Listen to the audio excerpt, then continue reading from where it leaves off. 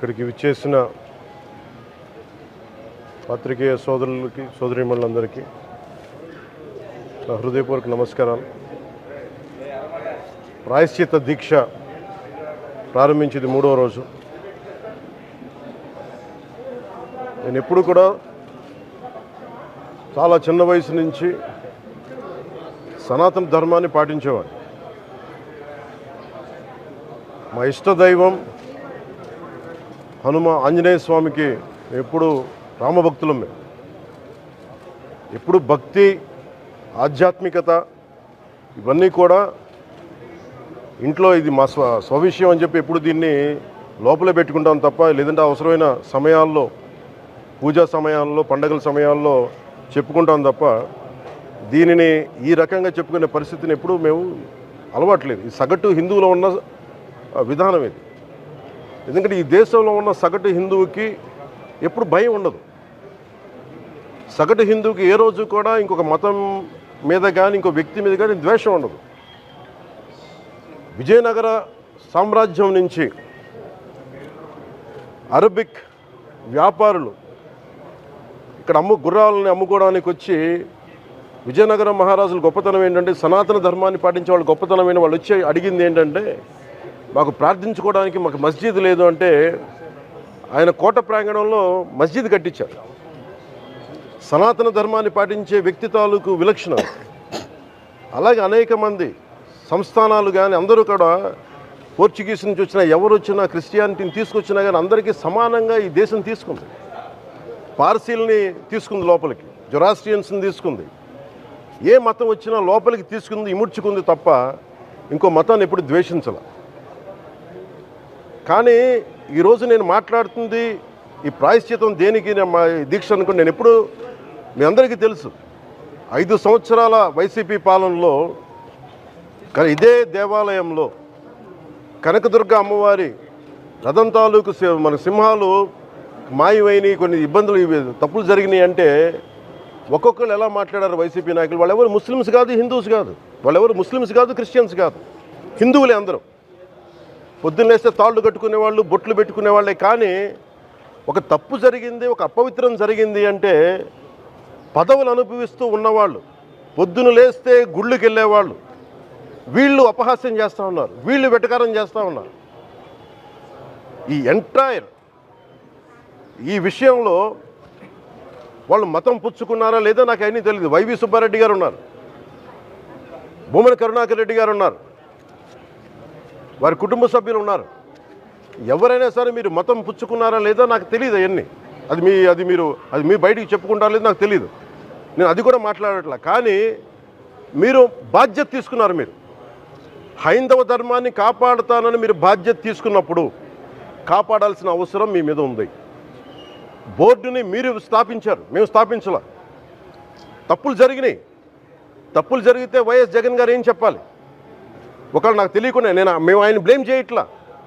కానీ మీ ఆధ్వర్యంలో జరిగింది, మీరు కాన్స్టిట్యూట్ చేసిన బోర్డు వల్ల జరిగిన తప్పిదాలు ఇవి, మేము కనుగొన్నాం. ల్యాబ్ టెస్టులు ఇవన్నీ మేము ఆటలాడతామా? ఇవన్నీ వీటితోటి సెంటిమెంట్స్ తోటి మాకు బాధ్యత లేదా? నేను నిజంగా కనుక చాలా బలమైన సనాతన ధర్మాన్ని పాటించేవాడిని. చిన్నప్పటి నుంచి, పొద్దున్న లేచినప్పటి నుంచి రాత్రి పడుకునేదాకా మా ఇంట్లో రామనామం ఉండేది, రామ జపం ఉండేది మా ఇంట్లో. అలాంటి రామభక్తులం మేము. కానీ రామతీర్థం విగ్రహాన్ని, రాముడి విగ్రహాన్ని శిరచ్ఛేదం జరిగినప్పుడు ఒక సగటు సనాతనవాదిగా, సగటు హిందువుగా, సగటు రామభక్తుడిగా బయటకు వచ్చి చాలా గొడవలు చేయగల సత్తా ఉన్నవాడిని గుర్తుపెట్టుకోండి. ఇది ముఖ్యంగా వైసీపీ నాయకులకి, నన్ను విమర్శించే దేశ యావత్తు నన్ను విమర్శించే ప్రతి ఒక్కరికి తెలియజేస్తున్నా. గొడవ పెట్టుకోవాలంటే చాలా బలంగా గొడవ పెట్టుకోవాలి. కానీ నాది పేదవాళ్ళ కష్టాలు, క్రిమినలైజేషన్ ఆఫ్ పాలిటిక్స్, వీటి మీద మేము మాట్లాడతాం, వీటి మీద తప్పించాం. ప్రజలు బాగుండాలి, కాన్స్టిట్యూషన్ వాల్యూస్ని అప్హోల్డ్ చేయాలి, రాజ్యాంగం బాగుండాలి, వీటి కోసం తపన పడేవాళ్ళం. కానీ సెక్యులరిజం పేరు మీద, secularism is not one way, it's 2 way. Secularism అంటే కూర్చోబెట్టి ఒక్క సైడ్ నుంచి వచ్చేది కాదు, అన్ని సైడ్ నుంచి రావాలి. ఇది చాలా ఆవేదన కలిగిస్తుంది. కొన్ని దశాబ్దాలుగా చూస్తున్నారు ప్రతి హిందువు. దీంట్లో మిగతా మతాల ప్రస్తావన కంటే కూడా నేను ఎక్కువ ప్రస్తావన చేస్తుంది హిందూ ధర్మాన్ని పాటించి వాళ్ళు వ్యక్తిగతంగా పాటించి బయటకు వచ్చేటప్పటికి మీడియా వారి కోసమో లేదంటే ఇంకొంత ఎవరైనా సాటిస్ఫై చేయడం కోసం తెలియదు, కానీ సాటి హిందువులు తోటి హిందువులను తిడతా ఉన్నారు. ఇది చాలా ఆక్షేపణీయం. దీంట్లో నేను ముస్లిమ్స్ నిందించట్లా, అది క్రిస్టియానిటీ నిందించట్లా, కానీ బాధ్యత తీసుకున్న హిందువుల్ని నేను నిందిస్తున్నాం. బాధ్యత మీది. మీరు యథాలాపంగా వచ్చి ఇది పొలిటికల్ పదవులు, విగ్రహాలు పోతే మేము ఇల్లు కట్టుకుంటాం, వాకిళ్ళు కట్టుకుంటాం, ఏం మాటలవి? ఇదే మీరు మస్జిద్లో జరిగితే మాట్లాడతారా? మస్జిద్లో ఇలాంటి అపవిత్రం ఒక చిన్నపాటి చోరీ జరిగితే ఇలాగే మాట్లాడతాం. ఎందుకంటే మీరు మాట్లాడరు, ఓట్లు కదా అక్కడ. కానీ హిందువులు మాట్లాడితే హిందువులు అందరికీ ఎవరు పట్టించుకోరు. ఇక్కడ మా వేదన ఉండదా? మౌనంగా ఉన్నామంటే బాధ లేదనా? కోపం రాదనా? ఈ రోజుకి కూర్చొని చూడండి ఏం మాట్లాడుతున్నారో వాళ్ళు. ఆయన వాళ్ళ లాయర్ అంట, ఆయన ఎవరు ఏజీపీ అంట, పొన్నవోలు సుధాకర్ రెడ్డి గారు తిరుమల లడ్డుపై ఢిల్లీలో చేసిన కామెంట్ నా దృష్టికి తీసుకొచ్చారు. ఇలాంటి సెన్సిటివ్ సమయాల్లో ఎయిదర్ మౌనం మంచిది, మౌనం దాటి పొగరుగా మాట్లాడటం, నన్ను పచ్చి బూతులు తిట్టినా, నన్ను వక్రీకరించినా, నన్ను రోడ్డు మీదకి లాగిన నేను ఎప్పుడు మౌనంగానే ఉన్నా. కానీ వైసీపీని నాయకులు విమర్శించే నాయకులు ప్రత్యేకంగా చెప్తున్నాం, సనాతన ధర్మాన్ని జోలికి రాకండి. తప్పు జరిగితే తప్పు జరిగిందని ఒప్పుకోండి, లేదా మాకు సంబంధం లేదని చెప్పండి. అంతేగాని మళ్ళీ అడ్డగోలుగా మాట్లాడితే ఎవ్వరం క్షమించం. ఇక్కడ మీరు కూడా హిందువులే. పొన్నవోలు సుధాకర్ రెడ్డి గారు మీరు హిందువులే. నోటికొచ్చినట్టు మాట్లాడకండి. తమాషాలుగా ఉందా మీకు? సరదాలుగా ఉన్నాయా? మొన్నటికి మొన్న ప్రకాష్ రాజ్ గారు మాట్లాడారు నా మీద. అరే నేను మాట్లాడుతుంది ఒక హిందువులు అపవిత్రం గురించి మాట్లాడుతున్నాను. ఇందులో ప్రకాష్ రాజ్ గారికి సంబంధం ఏంటి? ఇందులో నేను ఇంకొక మతాన్ని నిందించానా? ఇస్లాంని నిందించానా? క్రిస్టియానిటీని నిందించానా? అపవిత్రం జరిగింది, ఇలా జరగకూడదు, ఫుడ్ అడల్ట్రేషన్ జరిగిందని మాట్లాడుతుంటే దీన్ని గోల చేయకూడదంట. అంటే తప్పు జరిగినప్పుడు మాట్లాడకూడదా? ఒక అపవిత్రం జరిగితే మాట్లాడకూడదా? దేవతా విగ్రహాలను శిరచ్ఛేదం చేస్తే మాట్లాడకూడదా? ఏం ఏం పిచ్చి పట్టింది ఒక్కొక్కళ్ళకి? ఎవరి కోసం మాట్లాడుతున్నారు మీరు? ప్రకాష్ రాజ్ కూడా చెప్తా ఉన్నాను, నాకు మీరంటే గౌరవం. I have extreme respect for you. కానీ when it comes to secularism, Prakash Raj garu, it is a two-way, not one-way. I have extreme respect for you. You know that. Mere secularism is always two-way, it is not one-way. హిందువుల మీద దాడి జరిగినప్పుడల్లా వచ్చి మాట్లాడటం తప్ప, అన్య మతాల మీద జరిగితే నేను కూర్చొని ఇంతమంది కౌలు రైతులకు ఇచ్చాను, ఎంతమంది ముస్లిం ఇస్లాం రైతాంగానికి ఇచ్చాను నేను. ఇదే ఎన్ని మద్రాసాలకి డబ్బులు ఇచ్చాను నేను, 25 లక్షలు 30 లక్షలు ఇచ్చాను, నేను ఇచ్చినవాడిని. నేను నాకు అన్యమతం ఇస్లాం మీద గౌరవం ఉన్నవాడిని, క్రిస్టియానిటీ మీద గౌరవం ఉన్నవాడిని, చిన్నప్పటి నుంచి కూర్చొని మిషనరీ స్కూల్లో చదువుకున్నవాడిని. నా టీచర్ చెప్పిన సూక్తి, తను తగ్గించుకున్నవాడు హెచ్చింపబడిని చెప్పి బైబుల్ సూక్తిని ప్రతిసారి కోట్ చేస్తూనే ఉంటాను. ఇది నా గౌరవం, ఇది నేను చూపించే గౌరవం. మీరు మాట్లాడితే కూర్చొని నేను పాటించే ధర్మానికి అపవిత్రం జరిగినప్పుడు మాట్లాడకూడదు, మౌనంగా ఉండాలి. సెక్యులరిజంకి విఘాతం అంటే ఏంటి? సెక్యులరిజంకి విఘాతం నా ఇంటి మీద దాడి జరిగినప్పుడు నేను మాట్లాడకూడదా? నా ఇల్లు 10 మందికి ఆశ్రయం ఇస్తుంది. నా సనాతన ధర్మం అన్ని ధర్మాలకి ఆశ్రయం అయితే దానికి దాడి జరిగినప్పుడు, దాని మీద అపవిత్రం జరిగినప్పుడు దానికి కూడా మాట్లాడకూడదంటే ఏం మాట్లాడాలి మీతోటి? Prakash Raj garu, you have to learn your lessons. I respect you. It's not just Prakash Raj garu, all the people who thinks in the name of secularism you're going haywire. Let me tell you guys, we are extremely hurt. Don't make a mockery out of our sentiments. We are deeply, deeply hurt. It's not fun for you. Fun for you. Maybe it might be fun for you. It is not fun for us. It's a deep anguish, deep pain. Don't you ever forget. before you come and think 100 times and say, talk about Sanatana Dharma. Enough of this. చాలు. ఇష్టానికి మాట్లాడుతూ ఉన్నారు సనాతన ధర్మం మీద. అయ్యప్ప స్వామి మీద మాట్లాడతారు, సరస్వతి దేవి మీద మాట్లాడతారు, అల్లా మీద మీరు మాట్లాడగలరా? మహమ్మద్ ప్రవక్త మీద మీరు మాట్లాడగలరా? జీసస్ మీద మీరు మాట్లాడగలరా? అందరూ కూర్చొని సనాతన ధర్మం మీద, వినాయకుడి మీద జోకులు వేస్తారు, దుర్గాదేవి మీద జోక్స్ వేస్తారు, సరస్వతి దేవి మీద జోక్స్ వేస్తారు. మా మనోభావాలు గాయపడవా? మాకు బాధ ఉండదా? అందుకే నేను ప్రతిపాదించింది ఏంటంటే ప్రతి దానికి రావలేకపోతున్నాం. సనాతన ధర్మ రక్షణ board is order of the day. ప్రతిసారి కూర్చోబెట్టి మేము డిఫెండ్ చేసుకోలేం. ఇది ప్రతి సగటు హిందువు తాలూకు ధర్మం. ఇదే ఇస్లాం మీద దాడి జరిగితే ఎంతమంది బయటకు వస్తారు, ఎంతమంది నిరసన తెలియజేస్తారు? రోడ్ల మీదకి రమ్మని చెప్పట్ల. కనీసం మీకు కోపం కూడా రాకపోతే మేము ఏం చేస్తాం? గుడికి వెళ్ళే ప్రతి హిందువు బాధ్యత కాదా ఇది? నా ఒక్కరి బాధ్యతైనా, మా బాధ్యతైనా మీది కాదా? ధర్మాన్ని పరిరక్షించడానికి మీ బాధ్యత కాదా? ఈయన పొన్నవోలు సుధాకర్ రెడ్డి గారు మాట్లాడేది, పంది కొవ్వు చాలా ఖరీదైంది, ఆ కొవ్వు లడ్డు నెయ్యితో ఎలా కలుపుతారు? నెయ్యి 300 రూపాయలు ఉంటే పంది కొవ్వు 1200 రూపాయలు. బంగారంతో రాగి కలుపుతారా? ఇత్తడిలో పుత్తడి కలపరు. చెంబు తయారులో ఎవరైనా బంగారం కలుపుతారా? మదం ఎక్కిన మాటలు పొన్నవోలు సుధాకర్ రెడ్డి గారు. మదం ఎక్కి వస్తే ఇట్లాంటి మాటలే వస్తాయి. మీరు నా మీద కోర్టులో కేసులు వేసుకుంటారో ఏమి చేసుకుంటారో చెప్తా. మీరు ఏజీపీలు కదా, మీ దగ్గర వేల కోట్ల డబ్బులు ఉన్నాయి కదా, వేసుకోండి కోర్టులో, చెప్పండి. సనాతన ధర్మానికి నోటికొచ్చినట్టు మాట్లాడితే మిమ్మల్ని అందరినీ రోడ్ల మీదకి లాగుతాం, గుర్తుపెట్టుకోండి. తప్పు జరిగింది, ప్రాయశ్చిత్తం చేసుకోండి, లేదంటే మౌనంగా మాట్లాడకుండా ఉండండి అంతే. మా మనోభావాలు ఇంకా రెచ్చగొట్టేలా మాట్లాడొద్దు. భూమన కరుణాకర్ రెడ్డి గారు మాట్లాడతాను నేను వెళ్ళి హై డ్రామా. రాజకీయ మనసు ఉన్న వాళ్ళు అత్యంత దారుణంగా ప్రవర్తిస్తున్నారండి. లడ్డు కలుషితమైంది అంటున్నారు. కల్తీ నెయ్యితో తప్పు చేసి ఉంటే సర్వనాశనం అయిపోతాం, రక్తం కక్కుని చచ్చిపోతాం. మీ నాశనం మొదలైంది. రెండోది అది భగవంతుడికి వదిలేస్తున్నాను. వైవి సుబ్బారెడ్డి గారు విచారణకి రావాలంటే రికార్డులు ఆయనకి ఇవ్వాలంట. మీరు ప్రభుత్వంలో రికార్డులు మాకు ఇచ్చారా? మాకు ఏం మాట్లాడుతున్నారు మీరు? మీరు కూడా విచారణకి సిద్ధంగా అండి. అసలు ఈవో ధర్మారెడ్డి గారు, ఆ మనిషి గాయబ్. ఈరోజు దాకా లేడు ఆయన. ఈరోజు దాకా మళ్ళీ కనిపించలా. ధర్మారెడ్డి గారు, నేను మిమ్మల్ని చూశాను ఆ రోజున. నేను దర్శనానికి వచ్చినప్పుడు మీరు అందరూ ఎలా ప్రవర్తించారో నాకు తెలుసు, నేను చూశా.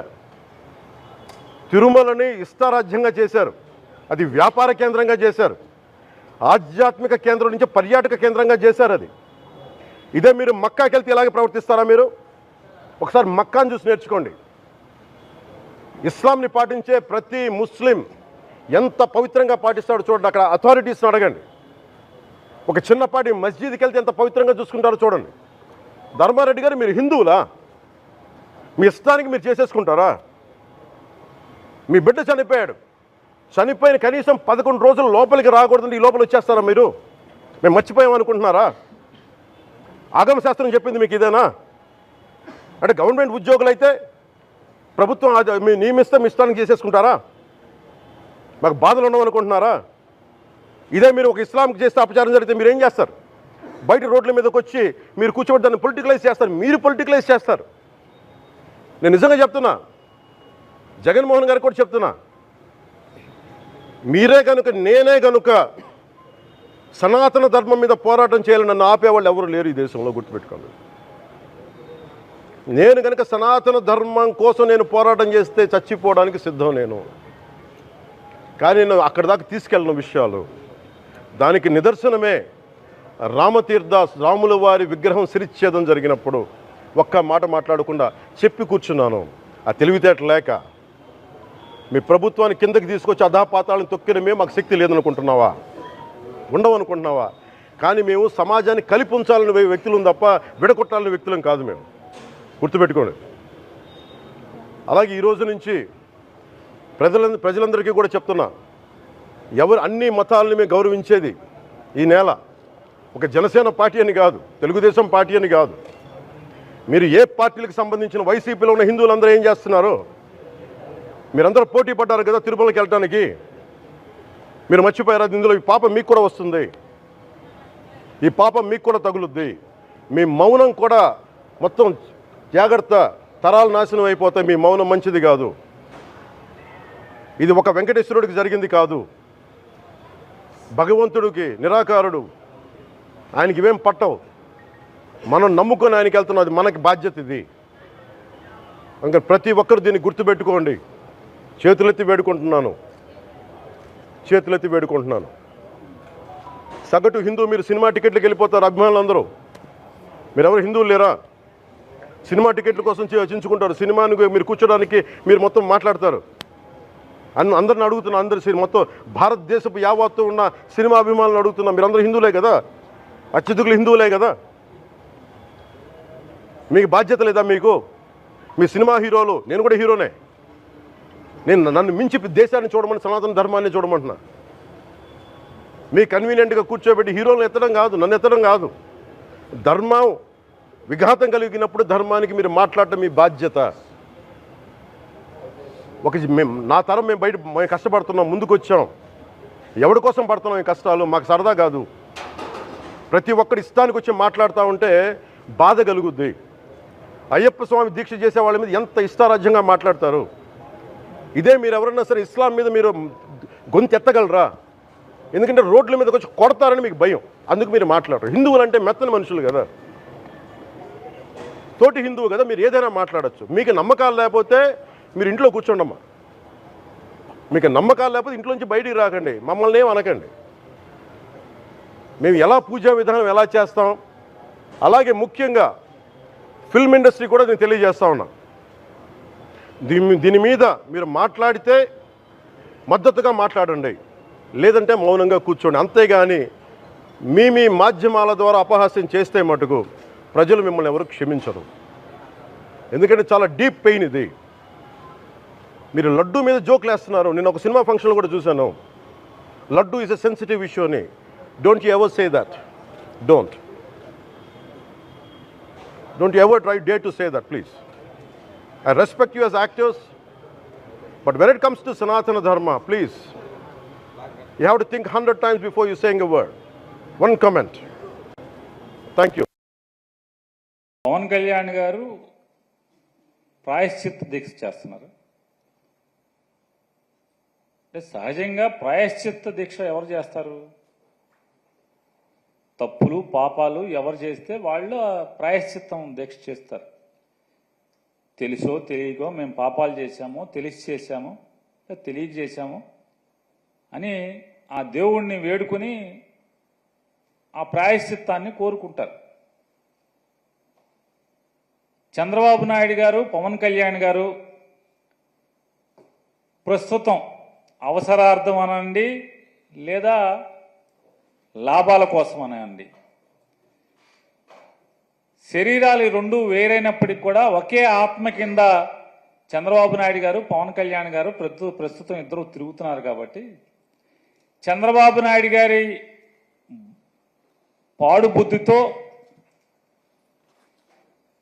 కుళ్ళిన మెదడుతో సాక్షాత్తు వెంకటేశ్వర స్వామి వారి ప్రసాదం గురించి మలినపు మాటలు మాట్లాడాడు. కాబట్టి అలాగే ఎన్నికల్లో ప్రజల్ని ఓటు అడుక్కునేప్పుడు అమ్మఒడి తీసేసి తల్లికి వందనం అనే పేరు మీద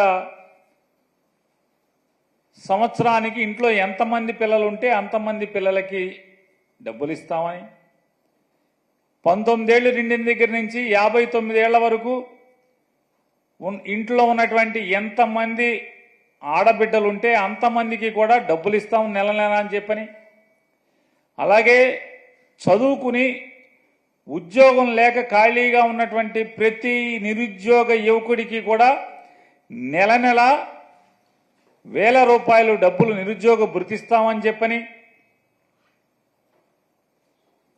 ఉద్యోగస్తులందరికీ కూడా సిపిఎస్ రద్దు చేసి అందరికీ కూడా మంచి లబ్ధి చేకూరుస్తామని చెప్పని వారి గురించి, ఇలా సమాజంలోని ప్రతి ఒక్కరి గురించి అనేక హామీలనిచ్చి ఆడబిడ్డలకు ఉచితంగా బస్సులో తిప్పుతామని చెప్పని అనేక రకాల హామీలు, దాని సూపర్ సిక్స్లు, అలాగే షణ్ముఖ వ్యూహాలు, ఇట్లాంటివన్నీ ఇచ్చి మేము జనాల్ని మోసం చేశాము.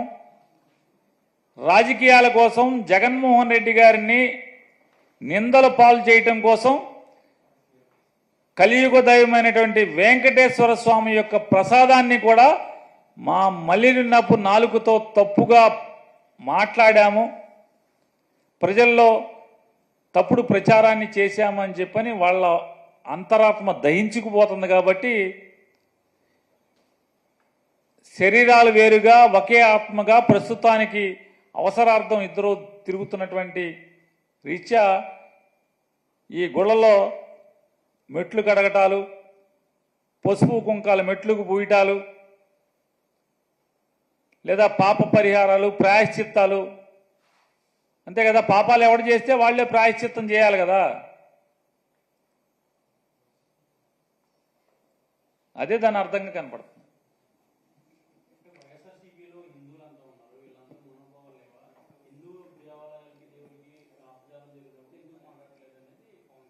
ఎవరంటున్నారు సార్? పవన్ కళ్యాణ్ గారా? పవన్ కళ్యాణ్ గారు హిందూ అని చెప్తున్నారా?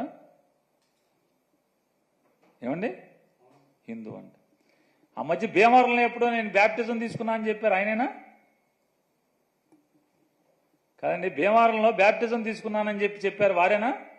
పవన్ కళ్యాణ్ గారు? ఆ పవన్ కళ్యాణ్ గారు, ఈ పవన్ కళ్యాణ్ గారు ఒకళ్ళేనా? ఆ మధ్య ఎప్పుడో ఒక ముస్లిమ్స్ ఇంట్లో టోపీ పెట్టుకుని హలాల్ చేశారా మాంసాన్ని, హలాల్ చేయకపోతే మనం తినకూడదని చెప్పని సోఫా మీద కూర్చోకూడదు, రంజాన్ మాసంలో కింద కూర్చోవాలి, మంది ఇది పెద్ద మాంసమేనా అని చెప్పి గబగబా అడిగి తిన్నారు, ఆయనేనా? పెద్ద మొక్కలు అని చెప్పి అడిగి తిన్నారు, ఆయనేనా? ఆయనేనా ఈ పవన్ కళ్యాణ్ గారు? జనం మర్చిపోరు ఏది కూడా. పవన్ కళ్యాణ్ గారు మీరు బ్యాప్టిజం తీసుకున్నానని చెప్పి మీరు చెప్పింది ఎవరు మర్చిపోరు. నాకు మతం లేదు, కులం లేదని చెప్పినా మీరు ఎవరు మర్చిపోరు. మీరు రష్యా చర్చిలో యేసు ప్రభువు యొక్క మందిరంలో మోకాళ్ల మీద మోకాళ్ళ దండేసింది కూడా ఎవరు మర్చిపోరు. మీ పిల్లలకి క్రైస్తవ పేర్లు పెట్టుకున్నా కూడా ఎవరు మర్చిపోరు. తప్పు లేదు, తప్పు అని నేను అంటలా. అంటే మీరు వాళ్ళ కొత్తగా శ్రీ వైష్ణవ మతం ఎవరన్నా కొత్తగా పుచ్చుకుంటే ఒంట్లో ఎన్ని భాగాలు ఉంటే అన్ని భాగాలకి నామాలు పెట్టుకున్నా అంటే ఎవడో ఈయనలాంటోడు ఎవడో అట్లా కొత్తగా ఈయన హిందూ మతం తీసుకుని ఉంటాడు. మేమందరం పాత రోజుల నుంచి పుట్టిన కాడి నుంచి హిందువులే మేమందరం కూడా.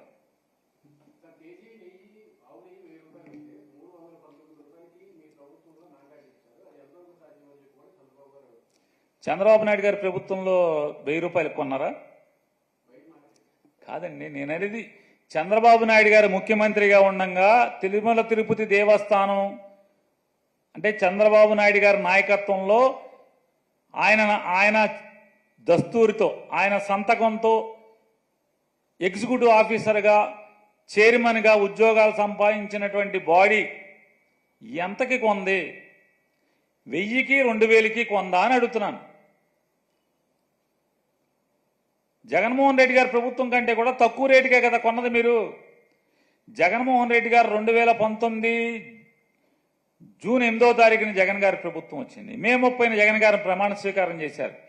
జగన్ గారు ముఖ్యమంత్రిగా ప్రమాణ స్వీకారం చేసే తర్వాత చంద్రబాబు నాయుడు గారు ఉన్నప్పుడు ఆ చివరి మాసాల్లో రేట్లు చూసుకోండి, మీకే తెలుస్తాయి కదా. హెరిటేజ్లో కేజీ ఆవు నెయ్యి ఎంతకు అమ్ముతున్నారు? హెరిటేజ్లో 1 కేజీ ఆవు నెయ్యి ఎంతకు అమ్ముతున్నారు? 400 చిల్లరకే కదా. 400 చిల్లరకే కదా. ఏదైతే ఈయన మాట మాటకి నందిని నందిని నందిని అని మాట్లాడుతున్నాడు కదా, ఆ నందిని ఆవు నెయ్యి ప్యాకెట్లో ఎంతకు అమ్ముతున్నారు మార్కెట్లో? ఈ రోజైనా సరే 400 చిల్లరే కదా. అంటే కొట్లోళ్ళకి కమిషన్ ఇచ్చి, ఏజెంట్లకు కమిషన్ ఇచ్చి, C&F స్టాకిస్ట్ ఎవరైతే జిల్లాల స్టాకిస్ట్ ఉంటారో వాళ్ళకి కమిషన్ ఇచ్చి, ప్యాకింగ్ ఖర్చు, మార్కెటింగ్ ఖర్చు, అడ్వర్టైజ్మెంట్ ఖర్చు, ఆ నందిని వాడమని చెప్పని పబ్లిసిటీ చేసిన సినిమా యాక్టర్లకు ఖర్చు, ఇన్ని ఖర్చులు కలిపి 400 చిల్లరకు అమ్ముతుంటే ఏ ఖర్చు, ఏ పబ్లిసిటీ, ఏమీ ప్యాకింగ్ కానీ ఏమీ లేకుండా బల్క్గా లారీలో ట్యాంకర్లో పోసేది తక్కువకు వస్తా రాదా? 2 లక్షల కేజీలు, 1 కేజీ కాదు, 1/2 కేజీ కాదు, లక్షల కేజీలు మీరు కొంటే తక్కువకు తీసుకుంటారా లేదా? మీ హెరిటేజ్ కంపెనీ సరుకులు కొంటుంది, బల్క్గా మీరు కొంటే ఎంత కొంటున్నారు? మీ హెరిటేజ్ ఆవుని మీరు 500 చిల్లర 400 చిల్లరకు అమ్ముతున్నారు. మీరు బల్క్గా లారీ కావాలంటే 400 చిల్లరకి మీరు అమ్ముతారా? మేము కొంటామా? నాకు లారీ ఆవు నెయ్యి కావాలి హెరిటేజ్లో అంటే మేము కేజీ 400 చిల్లరకి ప్యాకెట్ చేసి అమ్ముతున్నాం కాబట్టి అదే 400 చిల్లరకని అమ్ముతారా? అమ్మితే ఎవడన్నా కొంటాడా? లారీ ఆవు నెయ్యి కావాలంటే. చంద్రబాబు నాయుడు గారు 2019 జగన్మోహన్ రెడ్డి గారికి ప్రభుత్వానికి అప్పచెప్పే సమయానికి తిరుమల తిరుపతి దేవస్థానంలో కొన్నటువంటి నెయ్యి రేటు ఇంచుమించుగా సమానంగానే అదే రేట్లో జగన్మోహన్ రెడ్డి గారి ప్రభుత్వం కూడా, ఆ ప్రభుత్వంలో ఏర్పాటైన టీటీడీ బోర్డు కూడా కొనుగోలు చేయడం జరిగింది.